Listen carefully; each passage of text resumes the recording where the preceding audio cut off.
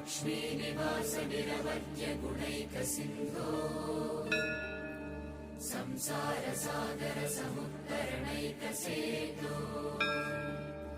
वेदान्तवेद्य निज वैभव भक्तभोग्य श्रीवेङ्कटाचलपते तव सुप्रभातम् तव सुप्रभातम् तव सुप्रभातम् गोविन्दा मेल्कोनवय्या